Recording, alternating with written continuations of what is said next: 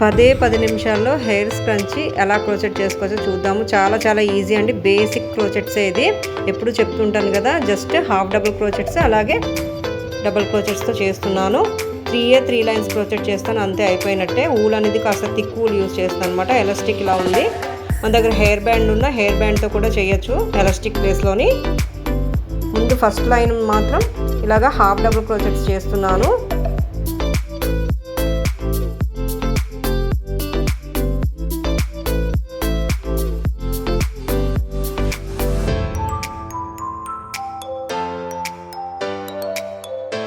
ఇలా ఒక 30 half double crochets చేయాలి. లాస్ట్లో స్లిప్ నాట్తో జాయిన్ చేసేయాలి. అక్కడికి ఈ రో కంప్లీట్ అయిపోయినట్టే. సెకండ్ రో మాత్రం 2 చైన్స్ వేసాను, డబుల్ క్రోచెట్స్ కాబట్టి.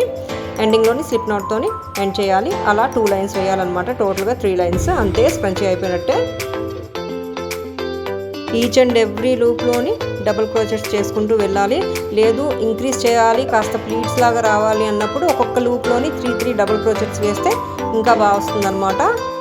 క్రోచెట్స్ ఎలా ఇంక్రీజ్ చేయాలి, డిక్రీజ్ చేయాలి అని చెప్పి వీడియో చేశాను కదా, ఆ వీడియో నేను స్క్రోల్ బార్లో ఇస్తాను. సెకండ్ రో కంప్లీట్ అయిపోయింది. డబుల్ క్రోచెట్స్తోని స్లిప్ నాట్తో ఇలాగా జాయిన్ చేసేసాను. ఇలా ఉంచేయచ్చు, లేదు అంటే ఇంకొక రో క్రోచెట్ చేయొచ్చు సేమ్ డబుల్ క్రోచెట్స్తోనే.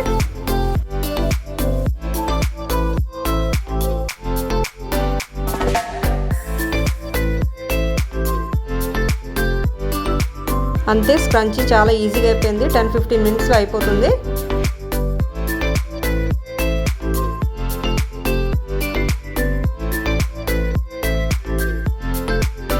ఇలా పర్ల్స్ ఉంటే అవి కూడా అంటించేస్తున్నాను. అచ్చు రెడీమేడ్ లుక్లా వస్తుంది, డిజైనర్ లుక్ లాగా.